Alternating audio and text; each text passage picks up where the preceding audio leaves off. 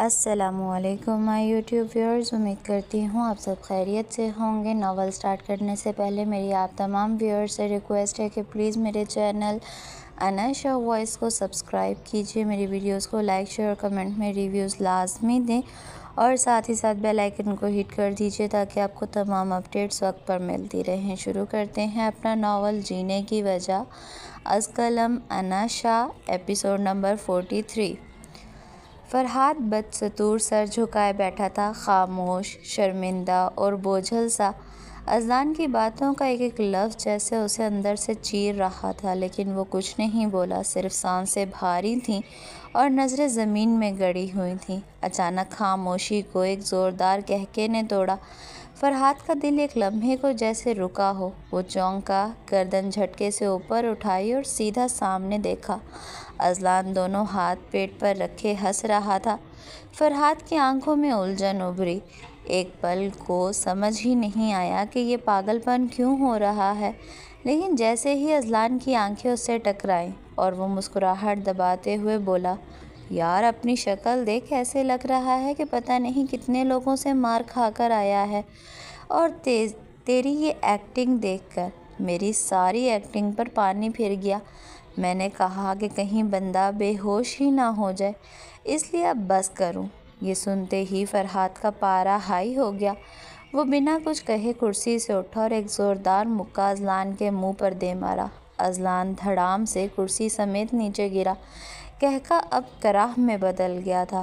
Azlan جلدی سے سنبھل کر اٹھنے کی کوشش کر رہا تھا کہ فرحاد نے مہلت دیے بغیر گریبان سے پکڑا اور دوسرا مکہ اس کے جبڑے پر جڑ دیا، جبکہ ریسٹورنٹ میں موجود لوگ تعجب سے ان دونوں کو دیکھ رہے تھے، جو پہلے خاموشی سے بیٹھے ہوئے تھے۔ پھر ان دونوں میں سے ایک لڑکا پاگلوں کی طرح ہنسنے لگا اور اب لڑ رہے تھے، لیکن زیادہ توجہ دیے بغیر وہ دوبارہ اپنے اپنے کاموں میں مشغول ہو گئے۔ کمینے انسان، شرم نہیں آئی؟ اتنی باتیں سنائی اور اب بیٹھا یہاں جنوں کی طرح ہنس رہا ہے؟ مجھے لگا پتہ نہیں تجھے کتنا برا لگا ہے جو تو اس طرح سے مجھے باتیں سنا رہا ہے۔ اذلان کا منہ ایک طرف کو جھکا، ہونٹ کا کونا پھٹ چکا تھا، ناک سے خون رس رہا تھا۔ اس نے تھوکا، پھر سر اٹھا کر بامشکل مسکراتے ہوئے کہا، یار برا تب لگتا جب تو یہ سب مجھ سے چھپا کے کرتا۔ مجھے تیری نیت پر شک نہیں ہے، لیکن پھر بھی میں نہیں چاہتا کہ اس معاملے کو میں زیادہ لٹکاؤں، تو جتنا جلدی ہو سکے اس معاملے کو حل کر، کیونکہ میں نہیں چاہتا کہ تجھ جیسے انسان کی گندی نظر اور میری بہن پر۔ اذلان ابھی بات مکمل بھی نہیں کر پایا تھا کہ فرحاد کا تیسرا مکہ اس کی ناک پر لگا۔ خون کی رفتار تیز ہو گئی۔ بند کر اپنی بکواس اذلان، میں نے کبھی بھی تیری بہن پر گندی نظر نہیں ڈالی، کبھی نہیں۔ اذلان پیچھے ہٹا، کرسی پر بیٹھا، ناک پر ہاتھ رکھا اور سر ہلایا۔ اچھا ٹھیک ہے، چل مان لیا، اب بتا کیا چاہتا ہے؟ فرحاد نے کرسی سیدھی کی، سکون سے بیٹھا اور بولا، بتاتا ہوں۔ مسئلہ راحم ہے، تو نے میری بات سن لی، سمجھ بھی لی، لیکن وہ تو الٹی کھوپڑی کا بندہ ہے۔ اب یہ سارا معاملہ تو ہینڈل کرے گا۔ اذلان نے ہنستے ہوئے ناک سے ٹشو ہٹایا اور کہا، اور بدلے میں کیا دے گا تو مجھے؟ فرحاد نے تھوڑی دیر سوچا، پھر سنجیدگی سے بولا، جو مانگے گا دے دوں گا۔ اذلان کے چہرے پر آہستہ آہستہ وہی شرارتی مسکان واپس لوٹی۔ وہ آگے جھکا اور بولا، ٹھیک ہے، تو اماں کو راضی کر، رشتہ لے کر آ، آگے سب کچھ میں دیکھ لوں گا۔ فرحاد کی آنکھوں میں پہلی بار سکون آیا۔ وہ مسکرایا، گہری سانس لی اور بولا، ٹھیک ہے۔ دونوں تھوڑی دیر خاموش بیٹھے رہے، پھر اذلان نے شرٹ کا گریبان ٹھیک کیا، ناک پر آخری بار ٹشو دبایا اور بولا، چل کھانا کھاتے ہیں، تو نے بھوکا مار دیا، مار مار کے۔ فرحاد ہنسا، بھوک تو مجھے بھی لگ رہی ہے۔ کھانے کے بعد دونوں ریسٹورنٹ سے باہر نکلے۔ شام کا وقت تھا، دھوپ ہلکی ہو چکی تھی۔ فرحاد نے جیب سے چابی نکالی، کار کی طرف بڑھا تو اذلان نے پیچھے سے آواز دی، اور سن، اگر دوبارہ میری بہن پر اپنی گندی نظر رکھی تو پھر مجھ سے برا کوئی نہیں ہوگا، اور ہاں، پھر بھول جانا کوئی رشتہ وغیرہ ہوگا۔ جبکہ اس کی بات سنتے فرحاد اس کی طرف پلٹا اور مسکرایا، ساتھ ہی ساتھ اپنے آپ سے کہا، اگر وہ میری ہو گئی تو تیرے سارے رائٹس ختم بھائی صاحب، لیکن ابھی تیرے منہ پر یہ بات کر کے میں بنا بنایا معاملہ بگاڑنا نہیں چاہتا۔ اور وہ دونوں گاڑی میں بیٹھ گئے جیسے کچھ ہوا ہی نہ ہو۔ شام کو راحم جلدی گھر آ گیا۔ جیسے ہی وہ اندر داخل ہوا، لاؤنج میں آمنہ بیگم اور سدرا بیگم آپس میں باتیں کر رہی تھیں۔ راحم سیدھا ان کی طرف گیا۔ السلام علیکم، اس نے سلام کیا۔ وعلیکم السلام بیٹا، آ گئے تم؟ آمنہ بیگم نے جواب دیا۔ جی، دانین کہاں ہے؟ راحم نے پوچھا۔ آمنہ بیگم نے پیار سے اس کی طرف دیکھتے ہوئے کہا، اپنے کمرے میں ہے۔ اس نے دوپہر کا کھانا کھایا تھا؟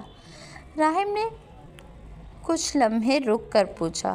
آمنہ بیگم نے سر ہلاتے ہوئے کہا، نہیں، وہی جو تمہیں بتایا تھا، صبح ناشتہ کیا تھا، اس کے بعد کمرے سے نہیں نکلی۔ میں گئی بھی تھی، وہ سو رہی تھی، اس لیے میں نے جگایا نہیں۔ راحم نے ہلکا سا سر ہلایا اور بغیر کچھ کہے اپنے کمرے کی طرف چل دیا۔ دروازہ کھولا تو کمرے میں اندھیرا تھا۔ وہ اندر داخل ہوا، لائٹس آن کی تو دیکھا دانین صوفے پر سو رہی تھی۔ وہ سیدھا اس کے پاس گیا۔ دانین میری جان، اٹھو۔ وہ نرمی سے جھکا۔ تم نے دوپہر کا کھانا بھی نہیں کھایا، اٹھو، پہلے کچھ کھا لو۔ لیکن آگے سے کوئی جواب نہیں آیا تو اس نے ماتھے پر ہاتھ رکھا۔ راحم کو وہ ہلکا گرم محسوس ہوا۔ راحم کو پریشانی ہوئی۔ اٹھو میری جان، کچھ کھا لو، پھر میں تمہیں ہاسپٹل لے کر جاتا ہوں، تمہیں بخار ہو رہا ہے۔ دانین نے آہستہ سے آنکھیں کھولیں۔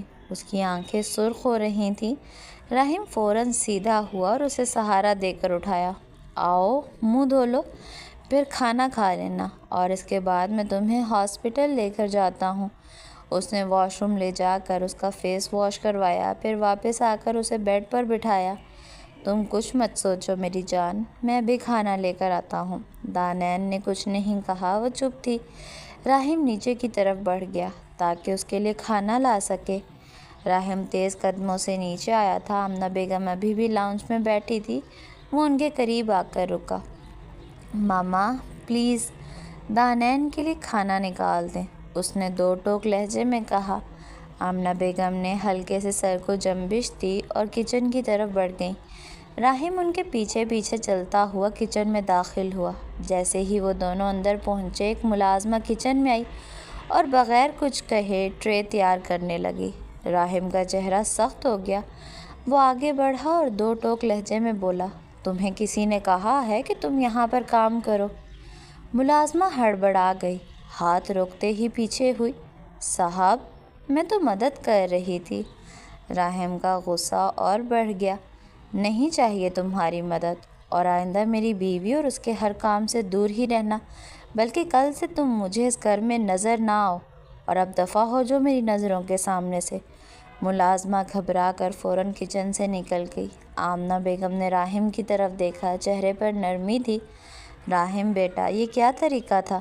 وہ تم سے عمر میں بڑی ہیں، کس طرح سے بات کی ہے تم نے؟ راحم نے رخ موڑے بغیر کہا، ماما پلیز، آپ ان لوگوں کے ڈھونگ نہیں جانتی۔ یہ لوگ پیسوں کے لیے کسی بھی ہنستے کھیلتے انسان کی زندگی برباد کر دیتے ہیں، اور مجھے یہ ملازمہ اس گھر میں نظر نہ آئے، نہیں تو مجھ سے برا کوئی نہیں ہوگا۔ آمنہ بیگم نے دھیرے سے کہا، بیٹا مجھے بتاؤ تو صحیح، ہوا کیا ہے؟ تم اس طرح کیوں ہر وقت ہر کسی کو مشکوک سمجھتے رہتے ہو؟ راحم نے گہری سانس لی۔ ماما پلیز، اس وقت میں کچھ نہیں بتا سکتا، آپ بس دانین کے لیے مجھے کھانا ڈال دیں۔ آمنہ بیگم نے افسوس سے سر نفی میں ہلایا اور ٹرے تیار کرنے لگی۔ ابھی وہ کھانا رکھ ہی رہی تھیں کہ راحم نے ان کا ہاتھ روک دیا۔ ماما، یہ کھانا سائڈ پہ کریں، دوسرا کھانا نکال کر دیں۔ آمنہ بیگم نے حیرانی سے راحم کو دیکھا۔ مگر بیٹا، اس کھانے کو صرف اس ملازمہ نے ٹچ کیا تھا۔ راحم نے صرف اتنا کہا، ماما پلیز۔ آمنہ بیگم نے کچھ کہے بغیر وہ کھانا سائڈ پر کیا اور دوسرا کھانا نکال کر ٹرے میں رکھنا شروع کر دیا۔ وہ نہیں جانتی تھی راحم ایسا کیوں کر رہا ہے، لیکن اس کے لہجے میں جو سختی تھی وہ سمجھ گئی کہ اب سوال کرنا بے فائدہ ہے۔ فون کان سے لگائے وہ ملازمہ تیز قدموں سے چلتے ہوئے سڑک کنارے آ کر رکی۔ ارد گرد کوئی نہ تھا، لیکن اس کے چہرے پر ایک انجانی بے چینی تھی۔ کام نہیں ہو سکا۔ اس نے آہستہ مگر واضح لہجے میں کہا، بلکہ مجھے لگتا ہے کہ صاحب کو مجھ پر شک ہو گیا ہے، اس لیے نکال دیا۔ وہ ایک لمحے کو رکی، جیسے اگلے لفظ چھپانے کی کوشش کر رہی ہو، پھر دھیرے سے بولی۔ ان کی آنکھوں میں غصہ تھا، جیسے وہ سب جان گئے ہوں۔ فون کے دوسری طرف موجود شخص خاموش ہو گیا، پھر اچانک اس کے چہرے پر پریشانی کی جھلک ابھری۔ اس نے زبان دانتوں تلے دباتے ہوئے موبائل کو تھوڑا دور کر کے سانس اندر کھینچی۔ ٹھیک ہے، اس کی بھاری آواز اور سرد تھی۔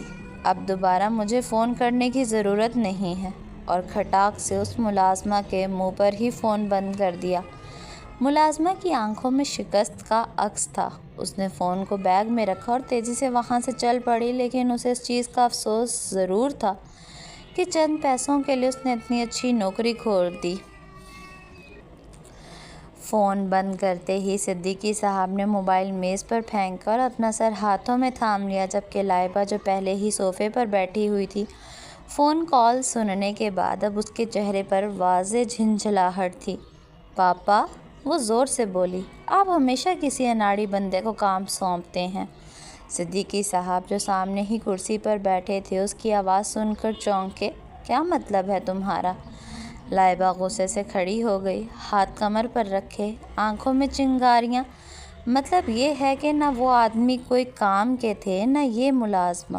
ہر بار آپ خود کو عقل مند سمجھ کر کسی ایسے بندے کو آگے کر دیتے ہیں جو یا تو پکڑا جاتا ہے یا کام ادھورا چھوڑ دیتا ہے۔ صدیقی صاحب کچھ کہنا چاہتے تھے، مگر لائبہ نے ان کو موقع ہی نہ دیا۔ مجھے لگتا ہے اب یہ کام مجھے خود ہی کرنا پڑے گا، اس نے فیصلہ سنایا، جیسے بس کسی کا اعتبار نہیں۔ تم کہاں جا رہی ہو؟ صدیقی صاحب نے قدرے سخت لہجے میں پوچھا۔ جہاں بھی جاؤں، کم از کم کسی سے ہار تو نہیں مانوں گی، وہ بے رحم نظروں سے باپ کی طرف دیکھتے ہوئے بولی۔ آپ اور آپ کے بندے تو راحم جیسے شخص کے سامنے کچھ بھی نہیں کر سکتے۔ اتنا کہہ کر وہ تیز قدموں سے دروازہ کھول کر باہر نکل گئی۔ صدیقی صاحب خاموشی سے اسے جاتے دیکھتے رہے۔ دروازہ بند ہوا۔ کمرے میں اب صرف وہ رہ گئے تھے اور ایک عجیب سا سناٹا۔ انہوں نے آہستہ سے اپنی کرسی کے ہتھے پر ہاتھ رکھا، پھر آہستہ آہستہ انگلیاں حرکت دینے لگے، جیسے کسی گہری سوچ میں ڈوبے ہوں۔ اگر راحم کو شک ہو گیا ہے تو اس سے کیسے بچا جائے؟ ان کے لب ہلے، کیونکہ اب وہ خاموش نہیں بیٹھے گا۔ ان کا چہرہ سنجیدہ ہو چکا تھا، وہ جانتے تھے اب بازی پلٹنے والی ہے۔ شام کا وقت تھا، لاؤنج میں سب موجود تھے۔ آمنہ بیگم، سدرا بیگم، ارسلان صاحب، سہیل صاحب، آقا جان، ماہنور، پریشے، راحم اور دانین، سب کسی نہ کسی بات میں مصروف تھے۔ راحم اور دانین صوفے پر ساتھ بیٹھے تھے، دانین قدرے خاموش، جبکہ راحم کبھی کبھار اس کی طرف دیکھ لیتا تھا۔ اچانک دروازے کی آواز آئی، سب کی نظریں ایک ساتھ دروازے کی جانب اٹھی اور وہاں سے اذلان کو اندر داخل ہوتے ہوئے دیکھا۔ اس نے جیسے ہی اپنا پہلا قدم لاؤنج میں رکھا، سب کی توجہ اس پر مرکوز ہو گئی۔ اس کے چہرے پر واضح سوجن تھی، گال اور ہونٹ دونوں سوجے ہوئے تھے، جیسے کسی نے بے رحمی سے مارا ہو۔ سدرا بیگم فوراً اپنی جگہ سے اٹھیں، قدم تیزی سے آگے بڑھائے۔ اذلان بیٹا، یہ تمہارے چہرے کو کیا ہوا ہے؟ ان کی آواز میں بے چینی تھی۔ اذلان نے کندھے اچکائے، جیسے بات کو ہلکا لینے کی کوشش کر رہا ہو۔ بس کچھ زیادہ نہیں ہوا، ایک جنگلی انسان مل گیا تھا، اسی سے پالا پڑ گیا۔ اس نے مسکراتے ہوئے بات مکمل کی، لیکن چہرے پر کھنچاؤ نمایاں تھا۔ چند لمحے کے لیے پورا کمرہ خاموش ہو گیا، پھر ارسلان صاحب بولے، ایسے انسانوں کے ساتھ ملتے ہی کیوں ہو؟ اذلان نے آہستہ سے سر جھٹکا۔ کیا کریں، مجبوری ہے، گزارا بھی تو نہیں ہوتا۔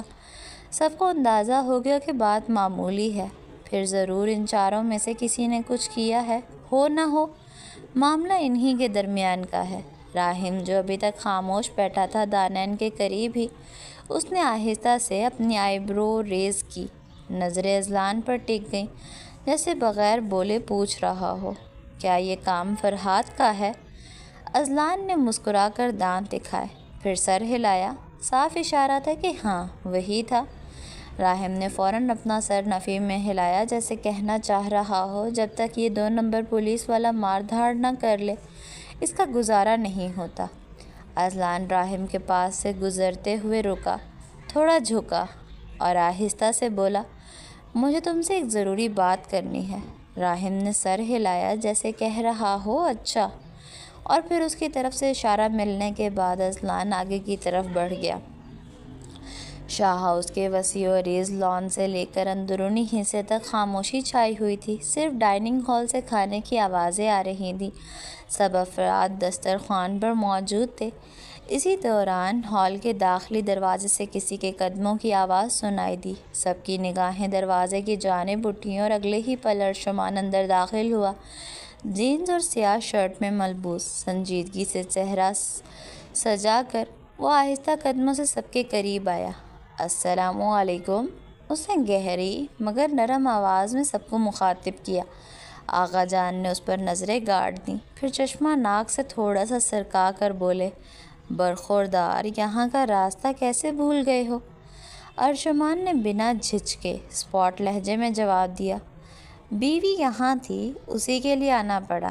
آغا جان نے گھور کر دیکھا جیسے ان کی سنجیدہ طبیعت کو یہ بے باکی چبھ گئی ہو۔ بیٹا، بندہ تھوڑی سی شرم کر لیتا ہے، ایسے ہر بات نہیں کر دیتے۔ ان کے لہجے میں نرمی بھی تھی اور تنبیہ بھی۔ ارشمان کے چہرے پر کوئی تاثر نہ آیا۔ آپ نے سوال کیا، میں نے اس کا جواب دے دیا۔ راحم اور اذلان نے بے اختیار سر نیچے کیے، ہنسی دبائی۔ ماہنور نے اذلان کو کوہنی ماری تو وہ سنبھل گیا، مگر راحم اور پریشے کی ہنسی چھپ نہ سکی۔ آمنہ بیگم نے فضا کو ہلکا کرنے کی نیت سے ارشمان کو مخاطب کیا، بیٹا آؤ کھانا کھا لو۔ ارشمان نے خالی نگاہوں سے ڈائننگ ٹیبل کی طرف دیکھا، پھر دھیرے سے سر ہلایا، نہیں، مجھے بھوک نہیں ہے، میں بس جانان کو لینے آیا ہوں۔ اذلان نے فوراً موقع سے فائدہ اٹھاتے ہوئے شرارت سے کہا، کوئی نہیں، آج جانان یہیں پر رہے گی۔ ارشمان نے اس کی طرف نظریں تیکھی کیں، میں نے پہلے ہی کہا تھا کہ میں رات کو لینے کے لیے آؤں گا جانان کو، تو اس وقت مجھے مزید بحث نہیں چاہیے۔ سب خاموش ہو گئے۔ ارشمان نے مزید کہا، اور ویسے بھی پرسوں ہماری فلائٹ ہے، جانان نے پیکنگ کرنی ہے اور جن چیزوں کی کمی پیشی ہے ان کے لیے شاپنگ کرنے بھی جانا ہے۔ اذلان نے ارشمان کو گھورا، مگر کچھ کہے بغیر دوبارہ اپنے کھانے میں مصروف ہو گیا۔ جانان خاموشی سے اپنی جگہ سے اٹھی، نظریں جھکائے اندر کمرے میں چلی گئی۔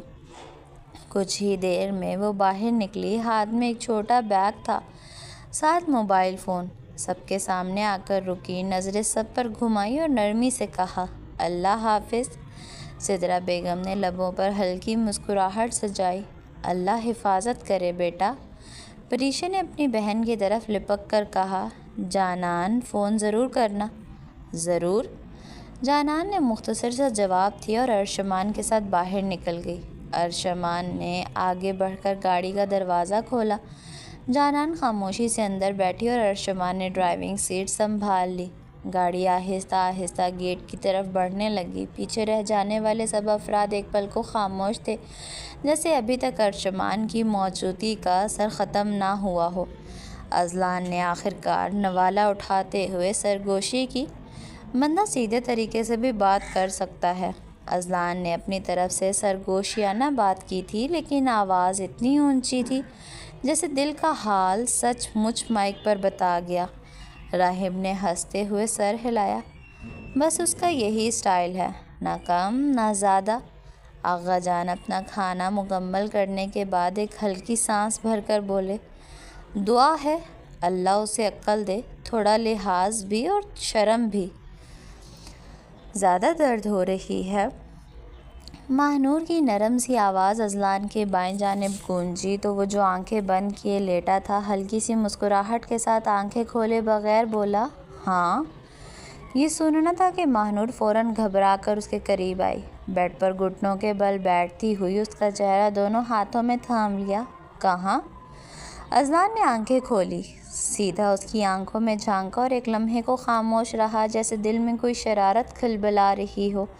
پھر اس کا ہاتھ اپنے دل پر رکھا، ہونٹوں پر شوق سی مسکان لیے بولا، یہاں چہرے پر نہیں دل میں ہو رہی ہے، کیونکہ تمہاری شدید طلب ہو رہی ہے ماہنور۔ ماہنور کا چہرہ پل بھر میں سرخ ہوا، ایک جھجکی ہوئی مسکراہٹ اس کے لبوں پر لرزی اور اس نے شرم سے نظریں جھکاتے ہوئے اذلان کے کندھے پر زور سے ہاتھ مارا۔ مٹھی بند تھی، جیسے اپنا شرماتا ہوا دل اس کے کندھے پر ڈیل دیا ہو۔ اذلان نے ہلکی سی مصنوعی کرہ نکالی، آہ، یہ کیا کیا تم نے؟ کیا مریض کو ایسے مارتے ہیں؟ تو شرم بھی تو نہیں آتی آپ کو، ایسی حالت میں بھی؟ ماہنور نے ناک چڑھا کر کہا، نظر اب بھی اسے چرائی ہوئی تھی۔ اذلان نے ایک پل اسے دیکھا، پھر آہستہ سے اس کا ہاتھ تھاما۔ تم بتاؤ، تمہارے پاؤں کا درد ٹھیک ہے؟ ماہنور نے گردن ہلائی، بالکل ٹھیک ہے، بلکہ صبح تو یاد بھی نہیں رہا کہ رات کو درد تھا۔ اذلان نے آنکھیں چھوٹی کرتے ہوئے چہرے پر شرارتی سی مسکان سجا لی، تو پھر ایک اور ڈوز نہ دے دوں؟ اذلان، تھوڑی سی شرم کر لیں۔ وہ شرم سے اور زیادہ لپکی، نظریں چراتی ہوئی پیچھے ہوئی۔ اذلان نے گہری سانس لی، چہرے پر مصنوعی سنجیدگی لا کر بولا، تم کتنی نافرمان بیوی ہو۔ کل تم درد میں تھی، میں نے تمہارا درد ختم کیا، اور آج جب میں درد میں ہوں تو تمہیں شوہر کی فکر ہی نہیں ہے۔ ماہنور نے آنکھیں تنگ کرتے ہوئے غصے اور شرم کے بیچ بولنے کی کوشش کی، ہاں تو میں نے کہا تھا آپ سے، آپ ہی کی اپنی خواہشات مچلی ہوئی تھیں کل رات، اس کا الزام مجھ پر کیوں ڈال رہے ہیں؟ یہ کہتے ہی وہ غصے میں بلینکٹ کو کھینچ کر سر تک لے گئی، چہرہ مکمل چھپا لیا، جیسے اس کے لفظوں سے خود بھی شرمندہ ہو گئی ہو۔ اذلان نے مسکرا کر بلینکٹ کو پیچھے کیا اور نرم سے لہجے میں بولا، تو اب میں اپنی خواہشات روک لوں؟ ماہنور نے ہونٹ کھینچے مگر کچھ کہا نہیں۔ اذلان نے بلینکٹ پیچھے کر کے اسے آہستہ سے سیدھا کیا اور اس کے چہرے پر جھک گیا۔ وہ ساکت ہو گئی، اس کی دھڑکنیں ایک لمحے کو تیز ہوئیں۔ ایک لفظ بھی نہ کہنا، وہ اس کے کان کے قریب سرگوشی کرتا ہوا بولا، ورنہ دل کی دھڑکن روک دوں گا۔ ماہنور کے لب ہلے بھی نہ تھے کہ اذلان نے اس کے ہونٹوں کو اپنی سخت گرفت میں لیا۔ لمس میں شدت تھی، مان تھا، محبت کا اضطراب اور جدائی کی تڑپ، سب ایک لمحے میں پیوست ہو گئے۔ وہ لمحے جیسے ٹھہر گئے تھے۔ اذلان کی گرفت میں وہ ہلکی سی لرزی، مگر اس میں چھپنے کے بجائے اس کی انگلیوں نے اذلان کی شرٹ کی پشت تھام لی، جیسے وہ خود بھی پل بھر کو اس طلب کا جواب دینا چاہتی ہو جو اس کے شوہر کی آنکھوں میں لکھی تھی۔ اذلان نے ایک لمحے کو لبوں کو آزاد کیا، اس کی آنکھوں میں جھانکا، یہ درد صرف تم ہی ختم کر سکتی ہو ماہنور۔ وہ کچھ بولنے ہی لگی تھی کہ وہ پھر اس کے لبوں پر جھک آیا۔ اس بار اس کا لمس سادہ نہ تھا، بلکہ اس میں ایک دعویٰ چھپا تھا، ایک قبضہ جو اذلان کا صرف اور صرف ماہنور پر تھا۔ مجھے تم چاہیے، ابھی، اسی لمحے، ہر درد کی دوا تم ہی ہو۔ ماہنور کی سانسیں الجھنے لگی، وہ شرمائی، سہم کر اس کے سینے میں چہرہ چھپانے لگی، مگر اذلان نے اسے پھر سیدھا کیا اور نرم مگر مضبوط ہاتھوں سے اسے اپنی قربت میں کھینچ لیا۔ بلینکٹ میں چھپنے والی لڑکی نہیں چاہیے مجھے، وہ ماہنور چاہیے جو کل رات میرے لمس سے بے خود ہو گئی تھی۔ وہ کچھ کہنے ہی لگی تھی جب اذلان نے اس کی گردن پر ہلکی سی انگلی کی پور رکھی اور اس کی سانسوں کی لرزش کو محسوس کر کے مسکرایا، تم میری ہو اور صرف میری۔ ماہنور نے آنکھیں موند لیں، لب خاموش، دل دھڑکتا ہوا، اور پھر نہ بلینکٹ بچا نہ فاصلہ، بس ایک اذلان تھا جو اپنے درد کی دوا مانگ رہا تھا۔ اذلان نے میز پر کوہنی ٹکائے راحم کی طرف دیکھا، جس کی نگاہیں اس وقت لیپ ٹاپ کی اسکرین پر تھیں۔ راحم، میں نے تم سے کہا تھا نا کہ مجھے تم سے ضروری بات کرنی ہے؟ ہاں مجھے یاد ہے، اس لیے اب ٹو دا پوائنٹ بات کرو، نہیں تو تمہاری وہی پرانی گول مول باتیں شروع ہو جائیں گی اور میرا دماغ گھوم جائے گا، کیونکہ اس وقت میرے پاس فضول وقت نہیں ہے کہ میں تمہاری فضول باتیں سنوں، اور میرا میٹر ویسے ہی گھوما ہوا ہے صدیقی پر، اس لیے کوشش کرنا کہ مجھے غصہ نہ ہی آئے۔ راحم نے کرسی سے ٹیک ہٹائی اور سیدھا ہو کر بیٹھ گیا۔ اذلان نے اپنے الفاظ کو ترتیب دیتے ہوئے قدرے آہستہ آواز میں کہا، فرحات پریشے کو پسند کرتا ہے۔ ایک پل کو راحم کی نظریں جیسے جم گئیں، وہ بالکل ساکت ہو گیا، پھر اچانک اس کے لبوں پر تناؤ سا ابھرا۔ کیا؟ آواز میں سختی تھی، حیرانی نہیں، براہ راست غصہ تھا۔ کیا بکواس ہے یہ؟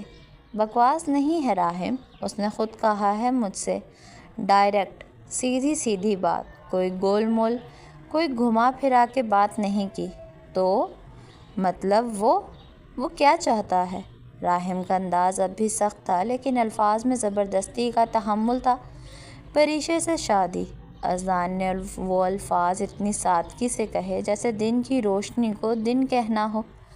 راحم کا جبڑا سخت ہوا، وہ چند لمحے بالکل خاموش رہا، جیسے اندر کوئی بحث چل رہی ہو، پھر اس نے گہرا سانس لیا۔ راحم نے کرسی کی پشت سے ٹیک لگائی اور دونوں ہاتھوں کی انگلیاں آپس میں پھنسا کر نیچے دیکھتا رہا۔ کچھ لمحوں کے بعد اس نے نگاہ اٹھائی۔ تم نے اسے کیا جواب دیا؟ کیونکہ بہن تمہاری ہے اور زیادہ حق تمہارا ہے جواب دینے کا۔ میں اس بندے کو برسوں سے جانتا ہوں، اس کی آنکھوں میں جھوٹ نہیں تھا۔ اور ایک بات سن لو، اس کی کوئی 2 نمبر اٹینشنز نہیں ہیں، وہ سیدھا بندہ ہے، سیدھی بات کرتا ہے، پریشے کی عزت کرتا ہے۔ راحم نے گہرا سانس لیتے ہوئے سر جھٹکا، پھر ہولے سے سر ہلایا۔ ٹھیک ہے، اگر وہ واقعی سنجیدہ ہے تو بات صرف میری نہیں، تم چاچو اور آقا جان سے بات کرو، جو ان کا فیصلہ ہوگا مجھے منظور ہوگا۔ اذان کی آنکھوں میں ایک نرم سی چمک ابھری، جیسے اس نے کوئی بوجھ اتار دیا ہو۔ راحم نے آنکھیں تنگ کر کے پھر کہا، اور ہاں، اس 2 نمبر پولیس والے کو جا کے بتا دینا کہ سیدھی راہ پر ہی رہنا، ورنہ میں اب بھی ویسا ہی ہوں جسے وہ اچھی طرح جانتا ہے۔ اذان بے ساختہ ہنسا، بتا دوں گا، اور یہ دھمکی بھی ساتھ لگا دوں گا تاکہ حدود یاد رہیں۔ راحم کے چہرے پر سنجیدہ مسکراہٹ ابھری۔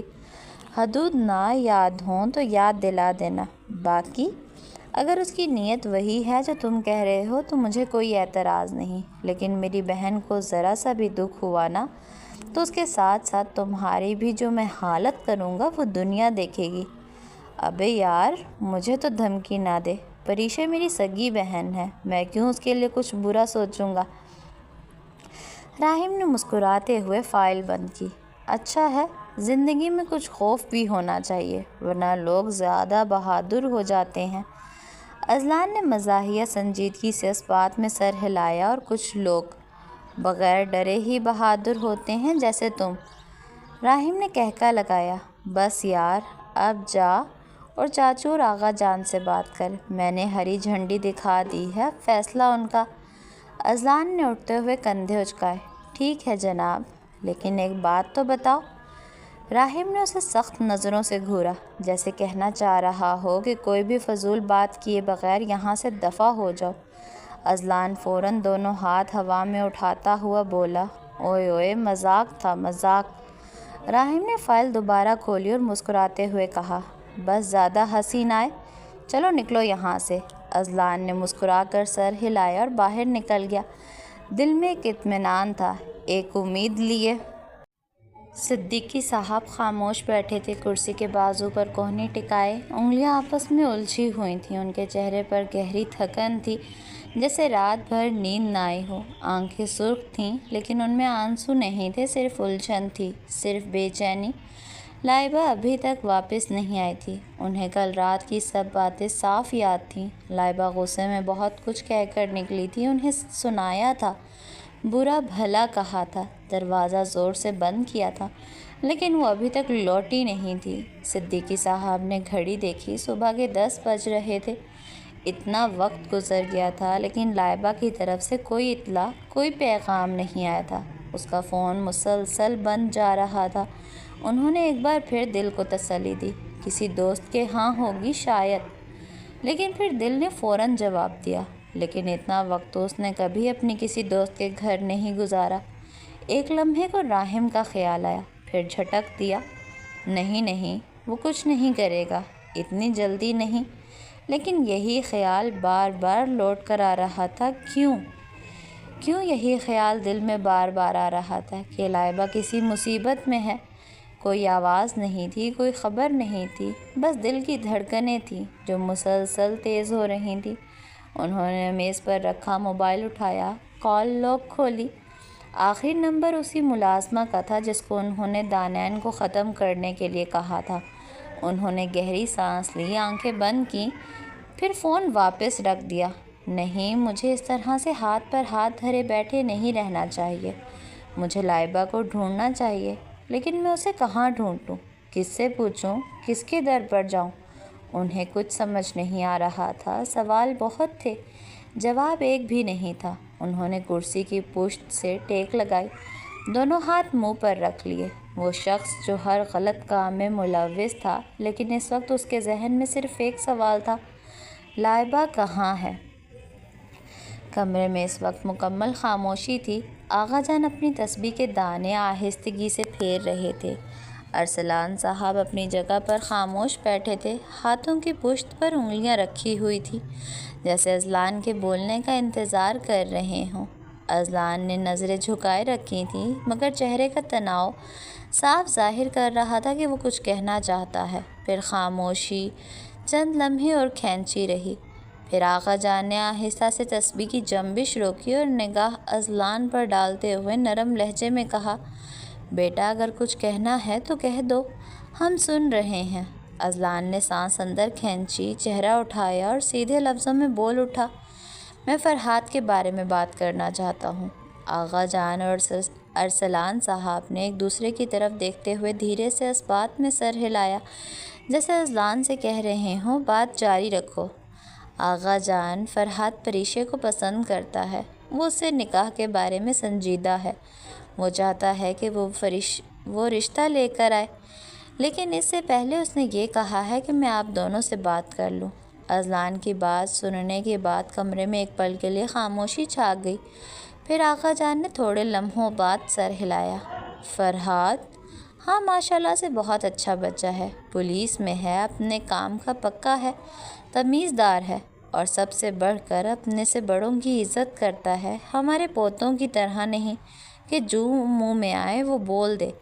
آغا جان نے فرحاد کی تعریف کرتے ہوئے آخر میں اپنے پوتوں کو لتاڑا تھا۔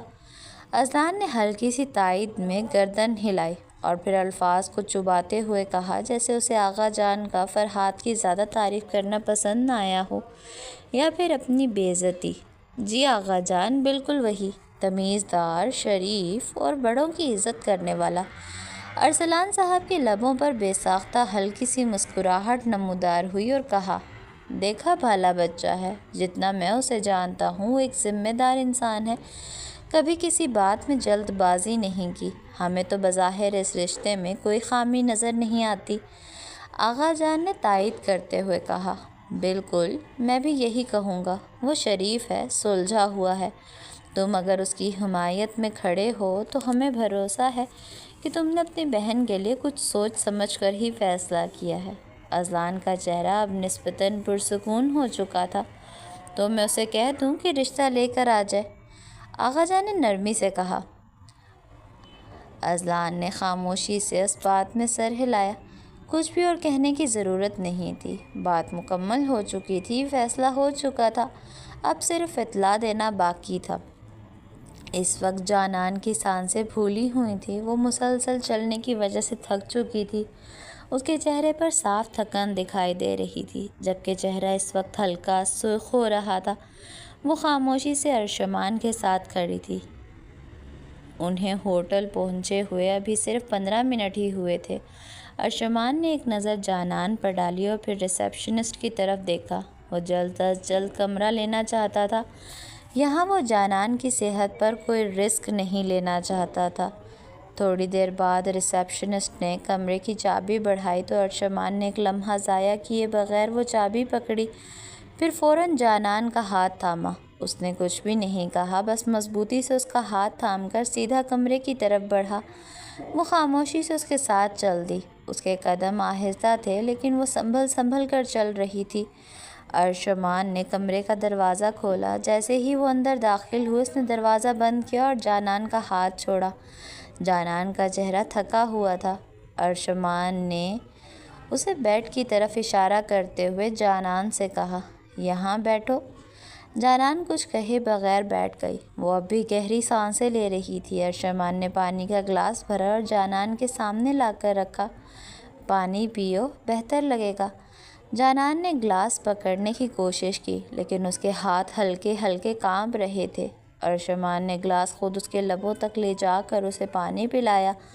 جانان نے تھوڑا سا پانی پیا اور پھر بیڈ پر نیم دراز ہو گئی۔ لیٹ جاؤ، کچھ دیر آرام کر لو، ارشمان نے آہستہ سے کہا۔ جانان نے کوئی جواب نہیں دیا، بس خاموشی سے بیڈ پر لیٹ گئی۔ ارشمان نے کمبل اٹھا کر اسے اوڑھا دیا اور اب بھی گہری سانس لے رہی تھی، لیکن اس کی سانسیں پہلے سے کچھ بہتر لگ رہی تھیں۔ ارشمان بیڈ کے کنارے بیٹھا۔ اس نے ایک نظر جانان پر ڈالی۔ وہ آنکھیں بند کیے ہوئے تھی۔ اس کے چہرے پر اب بھی تھکن تھی، لیکن اب وہ کچھ پرسکون لگ رہی تھی۔ ارشمان نے اس کی کلائی پکڑ کر نبض چیک کی۔ سب ٹھیک تھا۔ تم تھوڑی دیر آرام کرو، جیسے ہی تمہاری طبیعت سنبھلتی ہے پھر ہم باہر گھومنے کے لیے جائیں گے۔ جانان نے آنکھیں کھولے بغیر سر ہلایا۔ اس نے کچھ نہیں کہا، لیکن اس کے چہرے سے صاف ظاہر ہو رہا تھا کہ اسے سکون مل رہا ہے اور وہ مزید کسی طرح کی کوئی بات نہیں کرنا چاہتی۔ یہاں ہوتی ہے ہماری آج کی ایپیسوڈ کا اختتام۔ امید کرتی ہوں کہ آپ کو آج کی ایپیسوڈ پسند آئی ہوگی۔ مزید اس ناول کو پڑھنے کے لیے پلیز میرے چینل اناشا وائس کو زیادہ سے زیادہ سبسکرائب کیجیے۔ میری ویڈیوز کو لائک، شیئر، کمنٹ میں ریویوز لازمی دیں اور ساتھ ہی ساتھ بیل آئیکن کو ہٹ کر دیجیے تاکہ آپ کو تمام اپڈیٹس وقت پر ملتی رہیں۔ اور جیسا کہ میں نے آپ سب سے کہا ہے کہ جیسے ہی 1K سبسکرائبرز کا ٹارگٹ پورا ہو جائے گا تو میں نے آپ لوگ کے لیے ایک سرپرائز ناول تیار کر کے رکھا ہے، وہ میں اپلوڈ کر دوں گی اور امید کرتی ہوں کہ آپ لوگوں کو وہ ناول بھی بہت زیادہ پسند آئے گا۔ مجھے آپ لوگوں کے پیار اور سپورٹ کی اشد ضرورت ہے اور امید کرتی ہوں کہ آپ لوگ مجھے سپورٹ بھی کریں گے۔ انشاءاللہ جلد ملتے ہیں اسی ناول کی نیکسٹ ایپیسوڈ کے ساتھ۔ تب تک کے لیے اللہ حافظ۔ خود بھی خوش رہیں اور اپنے ارد گرد رہنے والے لوگوں کو بھی خوش رکھیں۔